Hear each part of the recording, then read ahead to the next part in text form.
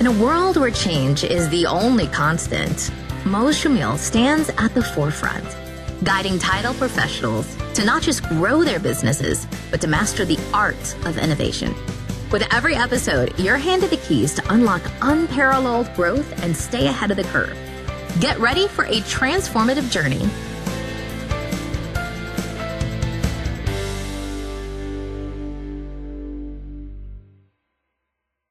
Hello and welcome to another episode of the Title Agents Podcast. I am your host, Mo Shamil, CEO of Alltech National Title.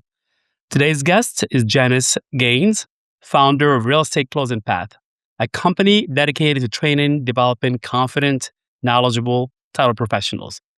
Janis brings deep experience in title operations, compliance, and professional development. She's passionate about helping agencies build stronger teams and better processes. Well, Janis, thank you again for joining the podcast. For those who may not know you yet, can you share your journey in the title industry and what ultimately led you to create Real Estate Closing Path?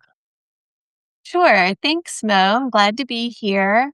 So Real Estate Closing Path was really the vision of a woman named Marianne Harris. She started in the industry back in 2000 with Positively Balanced, which provides escrow account reconciliation services.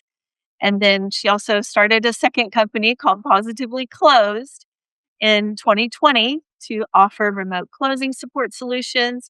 And then in 2021, she launched our company, which is called Real Estate Closing Path. And she just really had a vision to give back to the industry, and that she really saw a need for more training, that people were aging out, that there wasn't really a clear, structured path for training to get into the industry. And so it was really her vision, and we feel like we've come a long way since we started, and we're really happy with where we're at and where we're going. So, I know we're familiar with you, where our team worked with you in the past, and we would definitely thank you so much for your help and for all the wisdom and knowledge you provide our team. Can you tell our audience what kind of training do you do? I know it's very title specific, which is awesome. Like there's not enough. There's really not enough support in our industry that makes any sense, from coaching to training to. Right. Agreed. And again, it was an honor to train with your team. In fact, it stretched us to really learn some of the nuances across state lines, right? And so that was a positive experience for us as well. So we like to say that we offer training in all closing fundamentals, and starting with pre-closing through closing and post-closing. And then we add on things like dissecting title searches, title commitment anatomy, even ABCs of deeds and lender basics, really trying to give someone who might be brand new a solid overview of the industry. And then we also help people who might already have a position, but they might need help with cross training. Maybe they've been the pre-closer and they want to advance to being a closer. Or again, they're just wanting to maybe fill in any gaps that might exist in their knowledge base. So we're happy to train in those fundamentals. And we also can help with software transition. We can offer lunch and learns with any of these topics, et cetera. So that's a little bit of what we do. That's awesome. In your experience, what core skills or principles every strong title professional must master, regardless of market conditions? Oh, that's a great question. So first of all, we like to say that the best fit for this industry is probably someone who's a good multitasker, right? Because you're managing a lot of files at once and they're all a little bit different. So it takes someone who can really keep that strategic eye and an accurate eye. That attention to detail is also a skill that's really needed. So I would say multitasker, attention to detail, certainly someone who is savvy with the software, because there's always changes in tech. And then I would say someone who's also good at customer service, because at the end of the day, you've got to be a people person and you're dealing with all types of personalities in the closing process. Dennis, you're asking for a lot from a person. Yeah, I know. It is a tall ask. Agreed. You're asking for perfection, like somebody said. Yep, pretty much. But we know those people are out there for sure. Of So course, you and have to God bless kind of them. know yourself and then to find where you fit. Yeah. Yeah. So, how has the role of a title professional changed over the years, and what fundamentals have remained timeless, in your opinion? Ooh, so I would say that the customer service piece has probably remained consistent throughout, but then certainly the way the work has been done has certainly changed with the advent of technology. You've got new software, things like e-recording, mobile closings, et cetera. If anyone Remote was in the closing. industry, yeah, Yeah. in 2020, that you had to be flexible and to adapt to some of those changes. And I'm sure that there are more to come. So again, that adaptability is a trait that's ever needed. Yeah. What mistakes do you see most often with new hires, and how can agencies prevent them from becoming long-term Mhm. habits? Yep. That's a great question. I think the most common mistakes are probably feeling like they are not free to ask the questions. No one likes to feel like they're not confident or that they don't know what they're doing. And yet, so much is new. There can be such a broad learning curve with, again, each transaction is going to have little nuances that maybe a new hire has never seen before. And they might feel expected to already know everything. And of course, that's just not the case. So I think feeling free to ask the questions and then really having a person who is appointed as a mentor to be that safe person to ask those questions. One of our trainers here at Real Estate Closing Path, who has over 40 years in the industry, and certainly considered an expert. Yet she will say that if she were to go to work in a new office today, there would still be a learning curve, right? There's going to be maybe new software changes to learn, or there might be specific procedures in that unique location that any new hire would have to learn, regardless of background or experience. So I think that's something to really be aware of. And that repetition is key. People don't just hear it once and then they've mastered it. It's a process. I always like to say, how did we learn the alphabet? Well, we sang the ABC song 100 times. And then you have enough understanding to learn to mix the letters around and create your own words. So it's that layer of repetition that's also needed for new hires. Yeah. So, going back to, you mentioned minutes ago, adapt to the change is very Mhm. key. So the title industry is constantly evolving with regulations, consumer expectations, competition. What changes do you think agencies are still underestimating? Ooh, well, maybe I'm biased, but I would say with training, right? There's a lot of agencies that will just hire anyone off the street, so to speak, that may not have any knowledge or any background. And really, kind of old school training used to happen with, hey, Susie, just sit by Sally for a week or two until you learn what Sally does. Well, that may not be the best way for Susie to learn. And so I would advocate for upfront training, that there are now schools like ours or other workshops in place where someone who may have no background in the title industry can go through a structured program and learn the fundamentals, and then they can be plugged in more seamlessly to help your particular agency. I like to say too that you either, invest now, pay up front, or pay later with mistakes. Be willing to pay up front and invest in some training, invest in your new hire. They're going to feel more comfortable, more confident, and they will make fewer mistakes that will then save you ultimately in the long run. Yeah, I think training should not be considered or thought of as an expense. It's more investment. Right, It's priceless if you can train somebody properly and give them a right, foundation. right. Agreed. What mindset shifts do you believe are necessary for title professionals who want to stay relevant and valuable long term? Ooh, well, I think we all know AI is coming, What is that? right? There's a lot that I it don't know if can it's do. coming. It's here. Yeah, Been well, here. And I think that's it. For people who have been in the industry for a long time, people can be resistant to change, right? Some people can be afraid of AI, or here it can be intimidating, like, oh, here's something else I have to learn and try to master. And yet, if we don't get ahead of it, it will get ahead of us, right? So, again, if you want to be relevant, if you want to continue to add value in your industry, you've got to keep an eye and an ear and a hand on AI and be willing to embrace the future of tech and what's ahead for all of us. So for the technophobe, and I know I addressed this a few times in the past episodes. For the technophobes, the people are scared of technology or afraid of breaking things. What advice do you give people that Ugh. do take that fear away, or kind of ease their fear or their anxiety? Mhm. That's a great question because again, there's always going to be a learning curve. And we can be so afraid to make mistakes. So if there's a way to practice safely, maybe don't get inside of a live file, where, the numbers matter and the bottom line and you have some closing deadline, that's not the time to try out something new, but to have a safe space set aside for training, and whether that's attending a workshop.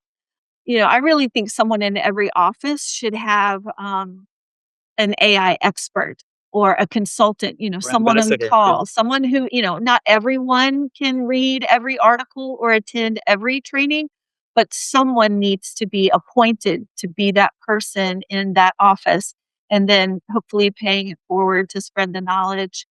In our location, we've implemented something called AI Friday.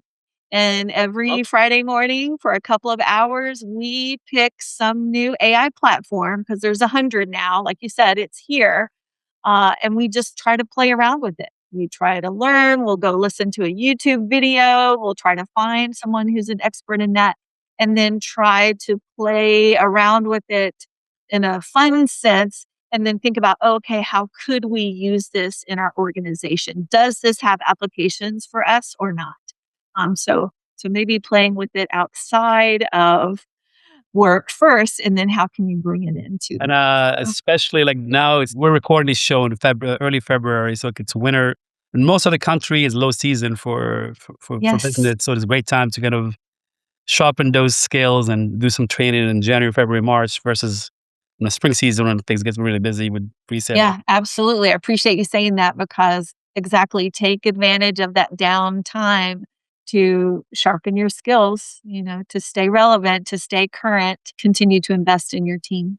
Mm. Hey, stick with AI and technology. How does technology impact training these days? And are we seeing better trained professionals or just faster ones? Or Mm. hopefully with the help with bots? Yeah. I think training has supported our industry, or technology has supported training, and that we can reach more people. In fact, when Real Estate Closing Path started, we just trained locally in person, and we were able to train, maybe 10 to 15 people. But through an online training platform, we can train across state lines, which has been beneficial to us.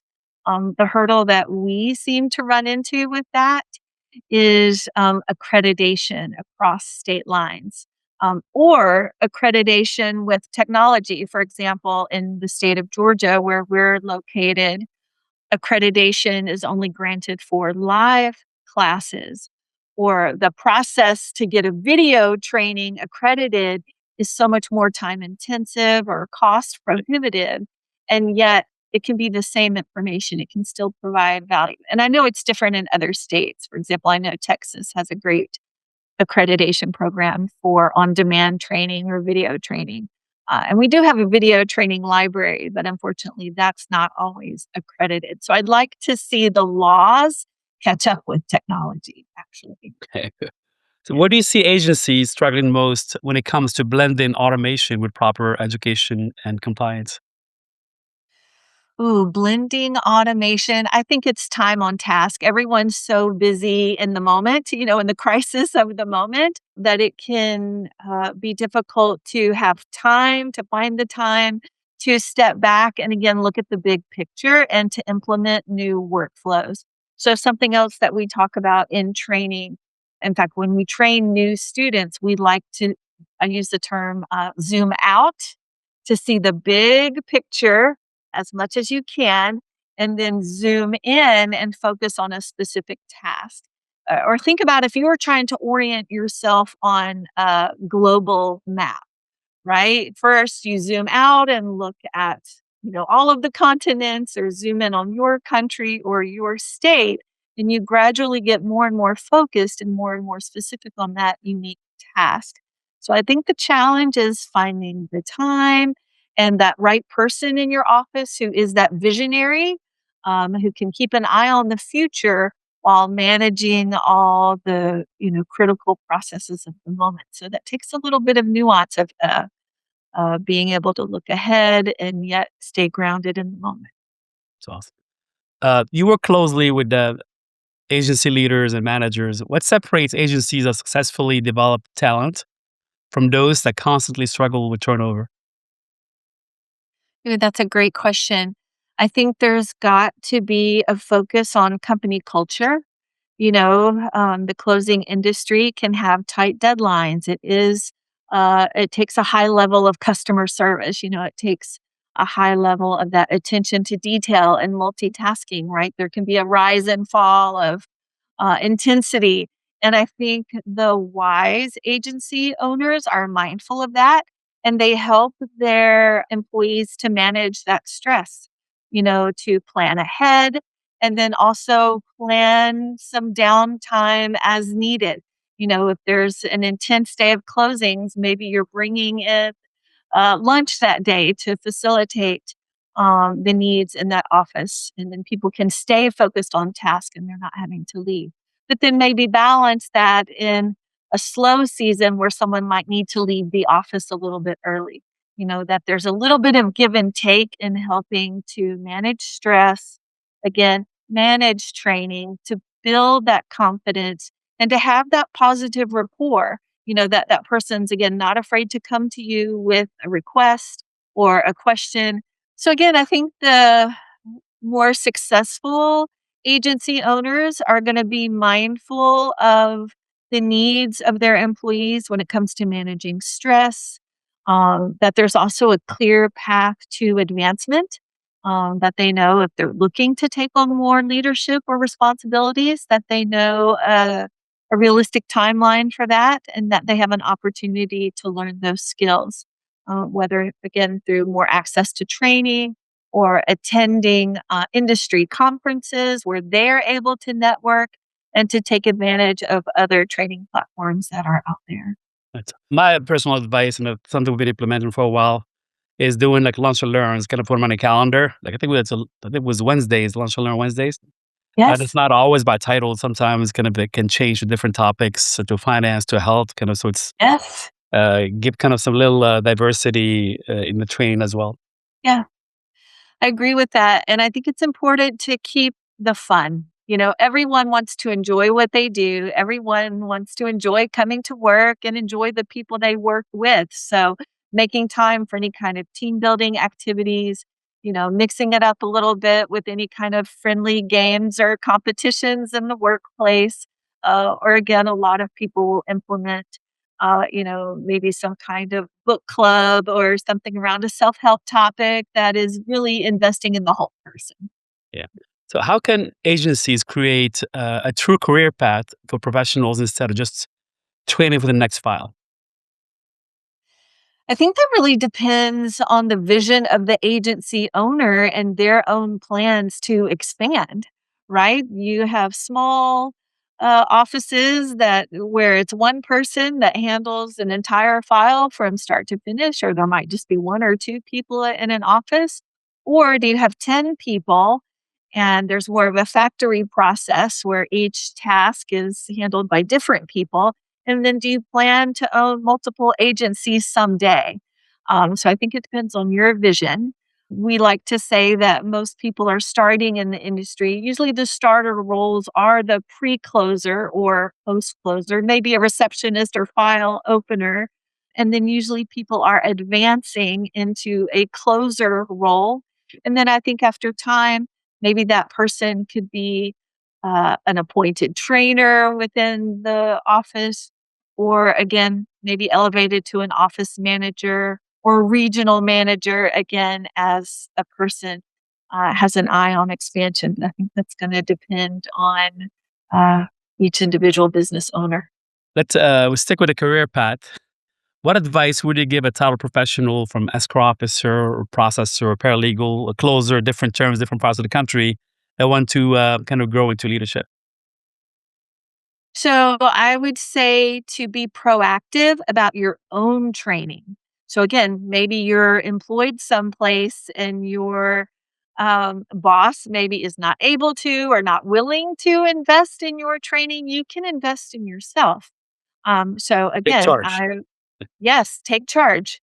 Steer your own boat, so to speak. So again, look for training, um, attend software training, be mindful of Alta best practices, Alta conferences, or your local state land title association.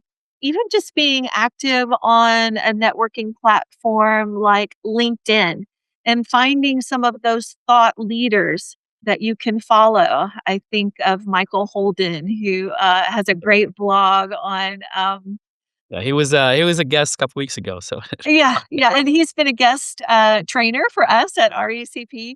So I think of him or like your podcast, and I know there are others in the industry. There's a new, women's organization right. called HER, the Title Collective. Again, so there are ways that you can connect, whether through reading a blog, through attending a podcast, through attending a conference, or being a part of some kind of online training, that you can be proactive and it always looks good on your resume. And that's going to translate into more confidence and more job opportunities for you. And to add to that, I mean, the content is endless and limitless between libraries, bookstores, online. Agreed. YouTube has an incredible amount of kind of managerial, kind of just basic Yeah. leadership skills. I mean, that's just, it's everywhere. Yeah. Yeah. I'm reminded of this is a Tony Robbins phrase or I think I learned it from him, My favorite. where he once said, more is often caught than taught. Yeah. So when you're hanging around people who are successful, he also says success leaves clues. So if you see yourself You in do that know you're Tony leadership, Robbins. yeah, if you see yourself and you aspire to that leadership position, then start hanging around and following those people that you look up to and want to be one day. So read their books, listen to the podcast, follow them on social media networking, and do what you can to position yourself to be ready, and then I think those doors of opportunity will open. Looking ahead, what skills will define the next generation of high performing title professionals? I think I know the answer to this, but I would love your take. Right. So, and I know the younger generation's a little, more positioned for this, but of course, being tech savvy. Um, and then, yeah, it's not optional anymore. I like to tell it. Oh, should I tell it myself? I have a funny story that when I was in high school back in the day, 5 years even ago? just, yeah, yeah, just a few years ago, typing was an elective. And I never took typing because I never thought I would need it. Well, So I did not have an eye on the future at all. I thought, well, that's what secretaries do, and I'm not going to be a secretary. So I had to learn at, the late age of mid-20s of how to type as a beginner. So certainly have an eye on the future. So tech savvy, of course. And then just always know that the ball is moving. I think, there's a tendency with an older generation to think that you're just going to step into a job and then that's your job for 30 years. And it's not. Your job is going to be ever evolving, ever changing. There are always going to be new things to embrace and new things to learn. And I think the younger generation is probably a little better at that. So I think there are good things ahead for everyone. As long as the older ones who are in charge and the younger ones wanting to come in can work together and maybe have a mutual respect for the unique gifts and talents that each age bracket brings. It's going to take working together. So, if an agency owner or manager could improve just one area of training in the next 90 days, what would you recommend they focus on first? That's a great question. And usually, the first thing that we share with everyone, we offer something. In fact, we offer it for free on our website. It's called a closing timeline graph. And it is that big picture overview from start to finish. Here's what happens with a file. And again, if someone in your office has been the pre-closer, they may have no clue what happens on the back end of a file that they could probably really benefit from. And they might better understand that what they're doing as or not doing as a pre-closer, is going to have ramifications down the line. So I think it helps to even understand the big picture of all the roles, even if you're not doing all of the roles.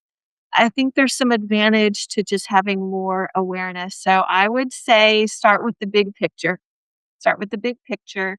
Allow someone to step back, allow someone to come out of their day to day tasks for a minute so that they can learn more of what everyone else is doing, because there's a lot that goes on with the file. In fact, I was talking with one of my coworkers yesterday that one of the biggest things too that agency owners could implement is just more customer training, not just employee. We're focusing on really employee training. But when someone's buying a house for the first time and they don't know what they don't know, and they almost need a checklist of sorts, what should I expect from this closing transaction? What are my rights? What kind of timeline do I need to be aware of? So, not just educating your employees, but educating consumers as well. I think there's more training needed there. I love that. What's one misconception about training or compliance you'd love to see disappear in this industry? A misconception about training or compliance that I would love to see disappear. Well, one, it doesn't have to take a lot of time and a lot of money. Again, I think with some intention around it, we offer training monthly. And we have some people who like to come and take all of our workshops, and it'll take about a week and a half, and you can deep dive and do it all at once. And yet, there are some people who would find that overwhelming and it's too much to process at once. But maybe you just take one class a month, and that's a pretty easy commitment. Just one class a month, or even one class a quarter, that there's some kind of repetitive and ongoing support in place. Because again, sometimes you don't know what you don't know. Um, and there can be value in spacing it out. So whether you're someone who likes to deep dive and put a lot of time and money up front, but you can also kind of slow play that game, and it doesn't have to be overwhelming. That's awesome. We're getting close to the end of our podcast, and I always have this two last questions. The first Yeah. one: do you have a favorite quote? So yes, one that has helped me in business and in life, and this might be timely because we just wrapped up with football season and the Super Bowl. So if you're a sports fan, you'll like this one. Um, Someone once said that the best defense is a strong offense. And so I really have learned to live by that. So that means you be the one to take the initiative. You be the one to make the phone call. You be the one to lead the meeting. You be the one to take advantage and to knock on those doors to open them instead of sitting back and waiting for doors to open or waiting for someone to call you, waiting for someone else to lead the meeting. Anything you can do to take the initiative, have that strong offense, and I think people will have more respect for you overall. How about a favorite book? I have several. One that we shared with our first round of students, we gifted to all of our students in our very first class. is called The Success Principles by Jack Canfield. And you might recognize his name. He was famous for that whole series of The Chicken Soup for the Soul. So he does have a great business book called The Success Principles. And I love it because it's short little chapters with real stories from the industry and great little teachable moments. So I think it's really accessible to anyone. That's awesome. Well, Janis, thank you so much for your insight and for all you do for the industry. We truly appreciate you. Thank you so much. You're so welcome. Thank you, Mo. It's been a pleasure. Well, thank you, Janis, for being on the show. And thank you to our listeners for tuning in to the Title Agents Podcast. If you found value in today's episode, be sure to subscribe, leave a review, and share with someone in your team who could benefit from strong training and leadership development. Till next time. In a world where change is the only constant, Mo Shamil stands at the forefront, guiding title professionals to not just grow their businesses, but to master the art of innovation. With every episode, you're handed the keys to unlock unparalleled growth and stay ahead of the curve. Get ready for a transformative journey